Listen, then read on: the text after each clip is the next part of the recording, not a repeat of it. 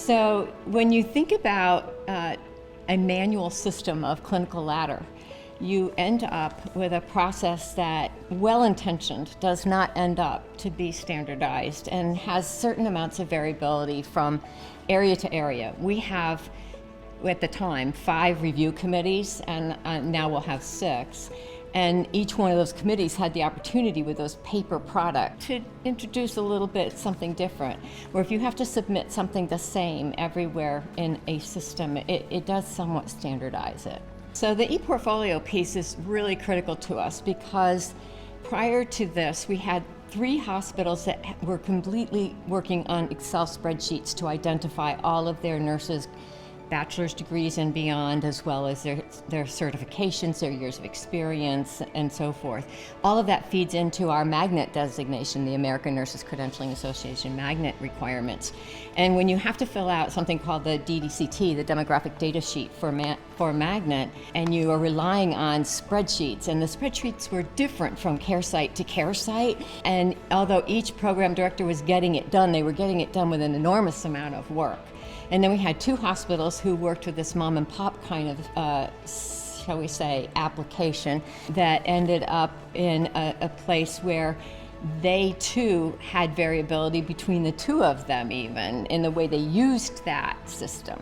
And as we moved forward, it became such that we needed to have this ePortfolio that would allow us to not only know everybody on the ladder and what their credentials were like, but also what our entire organization was like for the purpose of the Magnet Designation. And then on a level even above that, our chief nurse exec of the system needed to know, well, what is my entire workforce, composed of?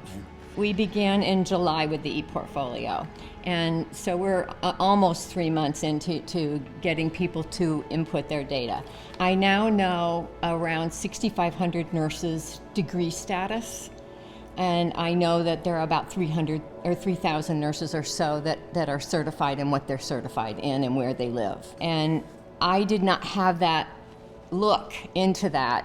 And now I can look at it at the system level, I can look at it at the care site level.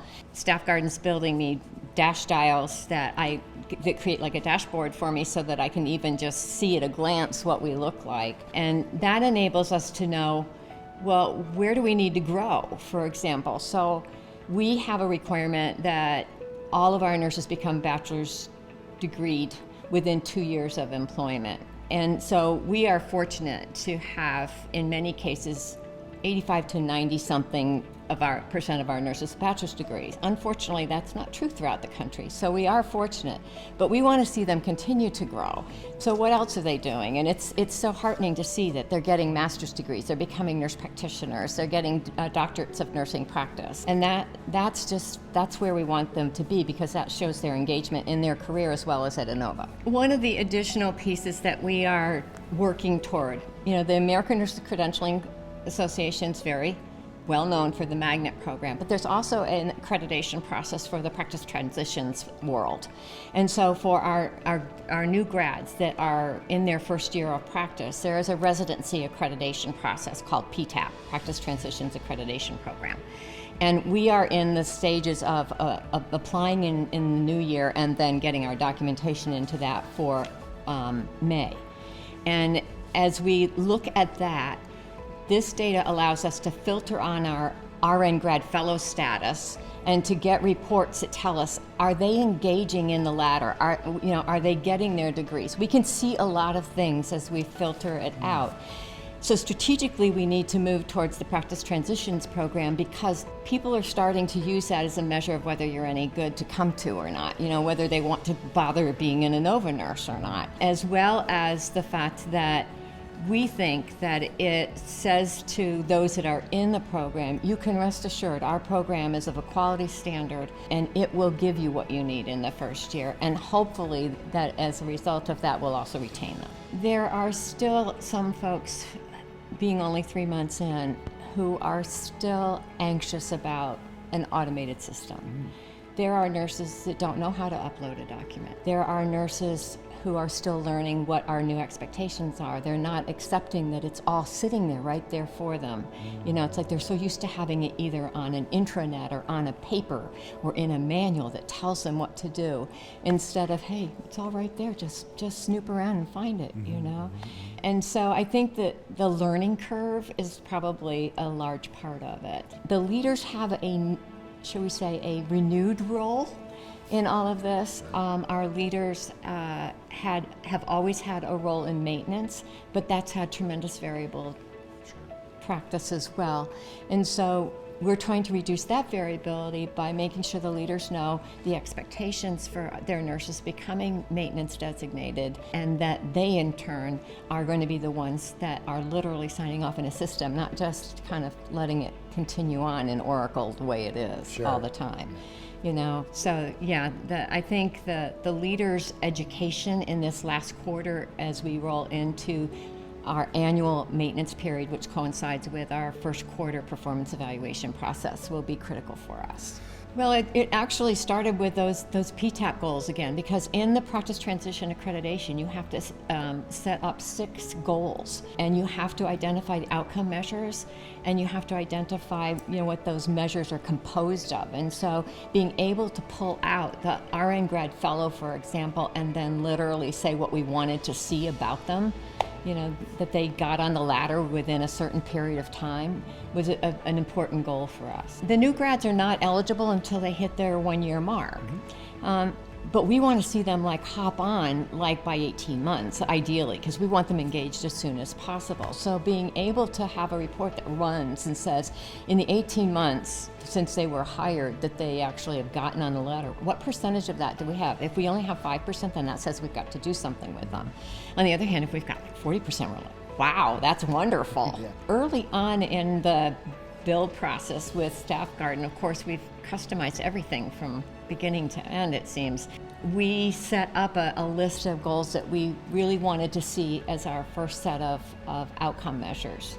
And they've been building them ever since, and we're just about, I think we're this week or next week going to be able to launch the details on all of those goals. So it's exciting to see that come to fruition. And on the measurement side, it will make it so wonderful to be able to not only have a report on that, but we can go into that Excel export function and just get the detail if we need it. Alana's been wonderful. Jessica is the follow-up guru of the world. And then, of course, we've got the engineering guys, It's like we still are meeting with them regularly, and it's just, we're almost like friends these days. I have been schooled in the thought that relationships make everything possible. Innova is built on relationships. Part of our core values are for collaborative practice, and that doesn't mean just in the clinical arena, that means in everything.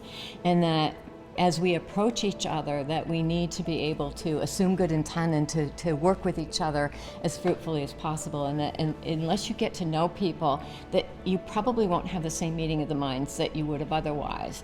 Classic point in cases that, quite frankly, StaffGarden people speak a different language than I do sometimes. I'm a nurse, you guys are software people, and so the fact that I can establish a relationship with you and say, oh, I really don't get what you're saying, without feeling less than or feeling uncomfortable, it just makes it a whole lot easier and smoother, and I think we get to a more expedient answer. When we are able to, once the determination on the submission of the clinical ladder is made and the final button is pressed, if you will, to say, yes, indeed, you are a level 4 or whatever, to have that go into the feedback to Innova, and to have Innova to be able to just pick that up and throw it into Oracle, instead of the nurse leader having to go in, create an Oracle request, make sure that it went through, wait for the confirmations, and then inform the nurse.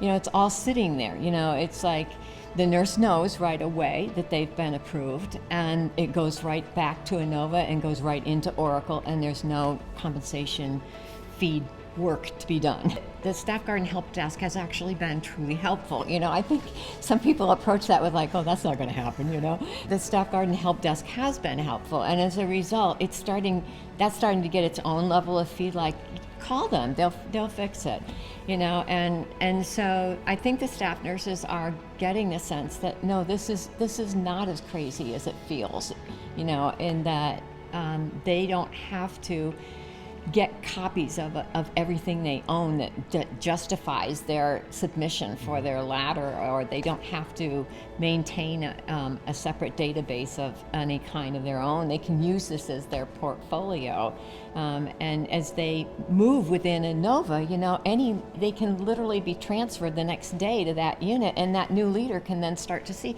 oh yes, this nurse has been doing this and this and this, and then there's evidence of it, The first thing is that I, as the person that's in charge of professional development, have a weekly professional development newsletter, if you will. It's an email that goes out with everything's going on in Inova from stem to stern for nurses. And so every week they're getting, the leaders and the professional development nurses are getting that review, and then that's in turn asked to be disseminated and cascaded out to the nurses.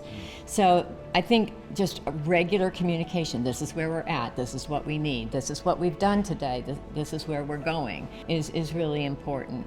And I think the other piece is that because the ladder itself is staff nurse peer driven, we have maintained our councils, and we have maintained them not only for the purpose of approving, but have had them in the build since the beginning. And so when something doesn't work in Staff Garden the way they think it is, we bring their concern to Staff Garden, and then we bring back the answer. And so this core group of people who are influential, although informal leaders, they are influential nurses who are then able to turn around in their respective care sites and say, oh, no, the leaders in Inova, they care enough. They took that right on up, and guess what happened? We got a result. It's interesting you asked that, but I can't separate that out from the fact that Inova has had for the last 2 years plus a very robust shared governance process. And in fact, it has sustained us through the pandemic in ways that I think surpass what a lot of organizations have experienced that just let their shared governance go by the wayside in the middle of the chaos. And I understand how that can happen, but in our case, it actually has been a sustaining factor. It has been a resilience factor. So we have action request forms that any staff nurse can initiate at a unit level, a care site level, a system level, into a particular council. And as a result, even if they were not happy with Staff Garden, there would be a groundswell, and I would be seeing a bunch of action request forms. And it's interesting, as I had started to engage with Staff Garden and we were starting the build, I got an action request form. You need to automate the clinical ladder. We were already on the path, but I think that the fact that Innova's position is to hear that voice in the first place. It's running parallel. The Advanced Council is a sub-council of the Professional Development Council, which is part of Nursing Congress and the big umbrella of shared governance. When I first got to Inova almost 5 years ago, we had varying amounts of shared governance at each care site. Nothing that was systemized, nothing that allowed us to say, yes, we are Inova Nursing. It was, no, we are Mount Vernon Nursing. Oh, no, we are Fairfax Nursing. It was very decentralized. It became, frankly, less powerful because of that. So in actually February of 2020, just before the pandemic, the chief nurse executive of the system brought together a task force to build up and to systemize our shared governance, because she knew that having the voice of the nurse would not only bring improvements in practice, but also improvements in the practice environment for the nurse. And we created a model that is really wholly Inova. And so the Inova values surround our model. At the core is the unit-based council where the staff nurse lives.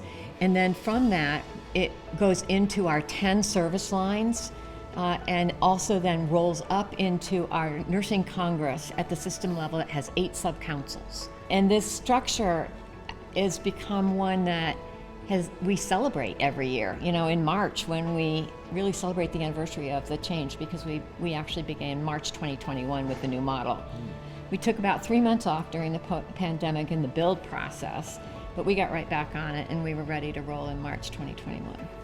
I think it's just pure interest, and wanting to push into that new territory. Have I always felt confident? No. And when I went on vacation for 2 weeks and that some of my staff had been meeting with StaffGarden or within their own, and I was behind again, I felt like I was light years behind, because that process of working on this has been so dedicated and forward moving all the time that it's easy to get behind unless you're right on it. So it requires a great deal of perseverance, and you must stay with it from week to week. You can't let it go.